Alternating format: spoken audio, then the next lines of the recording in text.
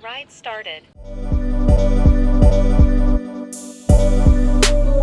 Paano kung sabihin ko sa iyo na itong indoor trainer na to ay kayang mag-charge ng mga device mo habang nagpe-pedal ka? At imbes na subukan natin sa loob ng bahay, dito natin sinubukan sa rooftop ang bagong indoor trainer ni Majin. Yan ang Majin T600 Eco. So tara, i-unbox na natin, setup natin, and tingnan natin kung ito na ba ang pinaka-impressive na smart trainer na gawa ni Majin.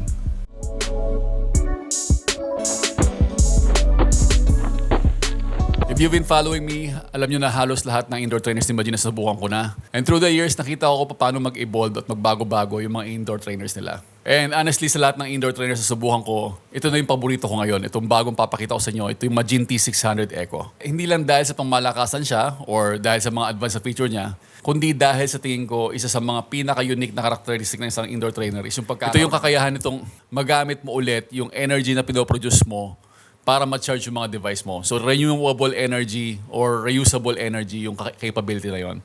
I think sobrang unique ito sa kanya and siya lang yung nakita kong trainer na may ganito. Kaya ito na yung bagong paborito kong trainer. Ano pa nga bang bago sa kanya and anong pinagkaiba niya doon sa dating T600? So, lahat yan papakita sa video na to. Pero ngayon, mag-unboxing muna tayo. Alright, so this is the box of the Majin T600 Eco. As you can see doon sa previous na T600, iba rin yung box niya. May kasama na rin siyang 4mm na floor mat. May kasama rin siyang mga cable tie para sa Type-C cable na gagamitin nyo pag nag-charge kayo ng inyong device. So ito yung mga papers na kasama niya. Kasama na din yung manual. And ito pala may kasama siyang 6 months na free access sa OneLap, 2 months na free sa Ruvi, and 30 days na free trial para sa KinoMap. So ito yung mga app na pwede nyo gamitin pag ginamit yung itong trainer na to.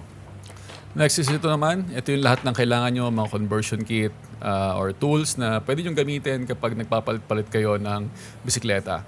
Halos lahat nandito na, even yung spacer para sa cassette, may Allen key na rin siyang kasama. Andiyan na lahat ng kailangan nyo basically. Pero tara, buksan natin, pakita ko sa inyo kung anong laman. So para sa iba't ibang klase ng bisikleta, iba't ibang pangangailangan ng trainer, ayan yung mga kailangan nyo. Sa ibang trainer, kailangan nyo pambili niyan separately, pero dito, ayan, kumpleto na siya. Susunod naman ito yung kanyang power adapter or AC adapter. So in case na gusto nyo siyang isaksak, pwede pa rin naman, optional pa rin yun. So bakit nyo nga ba siya kailangan i-plug? In case na gusto nyo i-activate yung race mode, kailangan naka-plug in siya para sa mas mabilis na response, mas mabilis na connection sa internet. So ipapakita ko sa inyo kung ano yung difference ng race mode sa normal mode. Ito naman yung kanyang USB-C. So ito yung ipa-plug nyo sa likod para makapag-charge kayo ng mga device.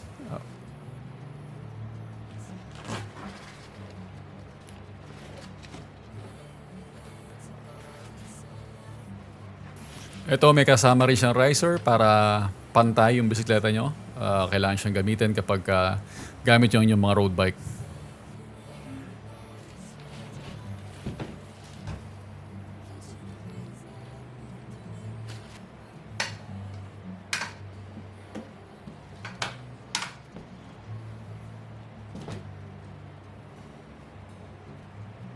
So may kasama na rin pala siyang cassette. Itong nasa akin is meron siyang kasamang 12-speed na 1132.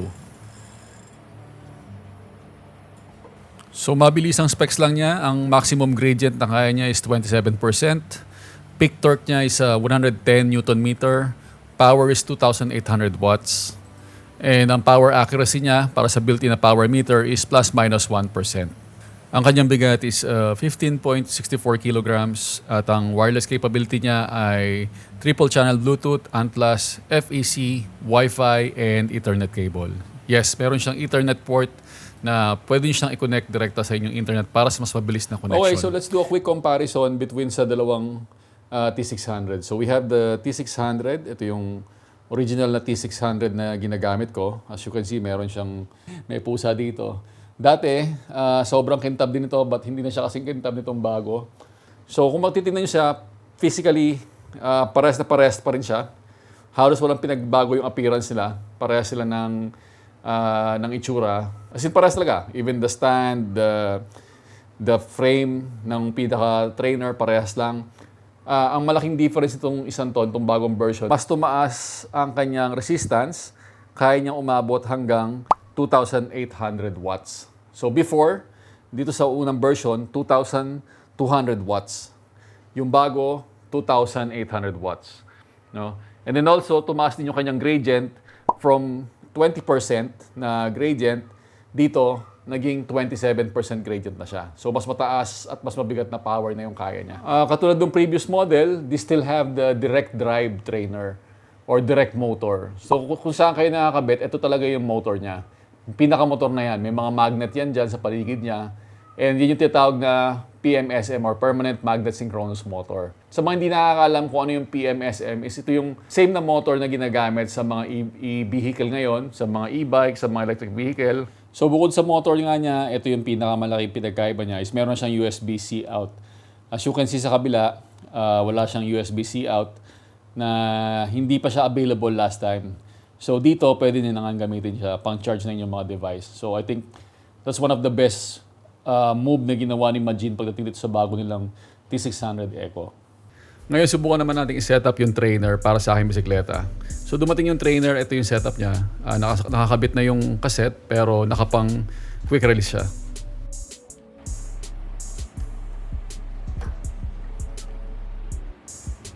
Tanggalin lang natin itong pang quick release and then papalitan natin siya nitong kasama na pang true axle. Higpitan lang natin siya gamit yung tool sa kasama sa kanya na I think this is a 15mm wrench. Sa kabilang side, instead itong pang quick release ang gagamitin natin, papalitan natin siya na pang true axle. So depende lang sa bike na gamit nyo. 142 para sa akin dahil sa aking gamit na road bike. So ayan, tara, subukan natin sa rooftop. First ride natin dito sa Majin T600 Eco.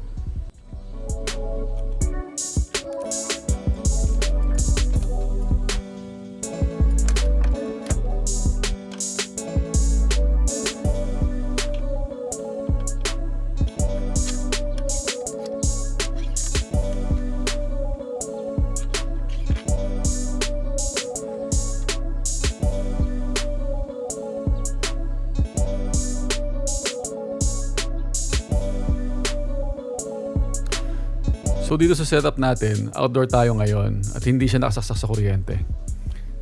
Actually, isa yun sa mga dahilan kung bakit sobrang nagustuhan ko itong T600 Eco. Dahil self-powered nga siya, pwede mo siyang gamitin kahit wala kang malapit na wall outlet, gaya nitong sa rooftop setup natin. Nakakabit siya ngayon sa Majin C706 ko. Yung bike computer na review natin recently. And dyan ko na rin minomonitor yung data at kinokontrol yung resistance ng trainer. Click mo na lang yung link sa taas kung hindi mo pa napapanood yung review natin ng C706. Katulad ng unang model ng T600, meron na rin itong built-in power meter na may accuracy na plus-minus 1%. Para sa mga familiar sa power meter, napakataas na ng level ng accuracy na yan. Professional level na yan. Pareho lang ito ng accuracy ng gamit natin ng Majin P715 power meter na nakakabit ngayon sa aking bisikleta. So far, very impressive talaga yung overall experience, lalo na kapag iniisip mo na pwede mo siyang gamitin kahit saan. Ngayon, subukan naman natin ang isa sa pinaka-interesting na features ng T600 Eco, ang charging capability nito. Meron itong USB-C port na may hanggang 20 watts na USB power delivery output. Para makita agad natin kung may power talaga, kinabit ko muna itong LED strip. At as you can see, umiilaw naman siya habang nagpe-pedal tayo. At hindi mo rin kailangan ng sobrang diin na pagpadyak para umilaw to. Sunod naman, sinubukan ko ang ilan sa mga cycling devices na madalas kong gamitin tulad ng taillight, headlight, at ang Majin C706 bike computer. Lahat naman ay gumagana at nag-charge without any issues. At kung sakali magkaroon ng power interruptions, pwede mo rin itong gamitin para mag-charge ng power bank na magagamit mo para sa iba pang mga devices mo. Simple feature lang siya sa unang tingin, pero isa ito sa mga bagay na talaga nag-stand out sa T600 Eco kumpara sa karamihan ng mga smart trainer ngayon. Alright, so what are my final thoughts or ano sa tingin ko pagdating dito sa T600 Eco? Wala, lahat na halos ng kailangan nyo rin nasa kanya. And if you're looking for an upgrade sa inyong dating indoor trainer, let's say naka mas mababang model kayo, sobrang ito na yung pinaka-latest sa technology, yung pagkakaroon ng PMSM or Permanent Magnetic Synchronous Motor. So ito na yung pinaka-advanced na motor na pwede nyong gamitin para sa inyong indoor trainer. The fact na ginagamit siya sa mga electric vehicle, meaning na ito na yung pinakamaganda, reliable na technology when it comes sa mga motors or sa motor na gagamitin dito sa trainer nyo. In my experience, yung T600 na previous version at saka yung T500 na parehas kong ginagamit ngayon, wala akong masabi sa kanila. Sobrang reliable and sobrang accurate ng pakiramdam nila na wala na akong mahihiling pa. But then again, lumabas nga itong T600 Eco na I think mas gagamitin ko dahil sa capability niya na mag-charge and pagkakaroon ng renewable or reusable energy. Actually, naisip ko na dati na magkaroon sila ng yung energy na pwedeng gamitin sana. Kasi there was a time na nag-race ako sa Zwift, umi-sprint ako. And then habang nag-i-sprint ako, biglang nag-amoy sunog. So naisip ko nga, bakit amoy sunog? Medyo kinabahan pa ako ng unang beses na yon. Pero nakita ko nga yung mga vent kasi nito. Meron siyang vent tapos may mga coil sa loob. So yung coil sa loob na yon, ano pala siya, from electric energy, pag sumasobrahan ka ng padjak, itatransform niya yun into heat. And then yung heat na yon, dun matatapon lang yung watts or yung power na pinoproduce nyo or gine-generate nyo habang pumapadjak.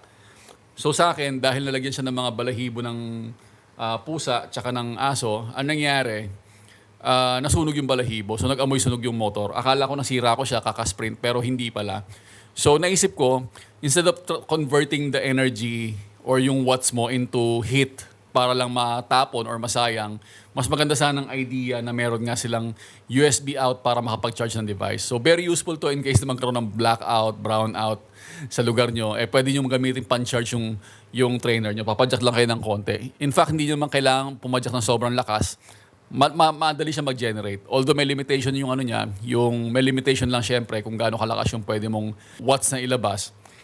Pero madali lang siya, like madali lang padyakan. You can put any bike, sabi ko sa compatibility nga niya, maraming bike na kasya sa kanya. Kung yun lang yung purpose is makapag-charge lang, hindi siya ganun kahirap gamitin kung gagamitin nyo siya in case of emergency. No? Isa yung sobrang nagustuhan ko rin sa kanya. That's why I think itong T600 Eco yung ikikip ko na indoor trainer. Like what I've mentioned, this is a professional device, professional level device. Ito na yung pinaka pangmalakasan sa sobrang lakas ng wattage na hindi nyo halos kaya sagarin. Pang professional level din siya. Sa ating mga regular na tao, hindi natin halos kayang sirain yung ganitong klaseng trainer kahit pag gaano kakalakas pumadyak. So ngayon malapit na ang tagulan, alam ko maraming maghahanap sa inyo ng mga indoor trainer, maraming mga kailangan ng indoor trainer para sa kanilang mga ensayo. If seryoso kayo sa training nyo or sobrang desidido kayo na magkaroon ng magandang klaseng indoor trainer, I think this is one of the best in the market sa ngayon. And you can let us know if interesado kayo sa Supreme Bikes PH or maglalagay din ako ng link kung saan kayo pwedeng umorder ng Magin T600 Eco. Alright, that's it for this video. Maraming salamat sa panonood mga Mapsters. Keep on riding, keep on exploring. Until our next video, go vegan!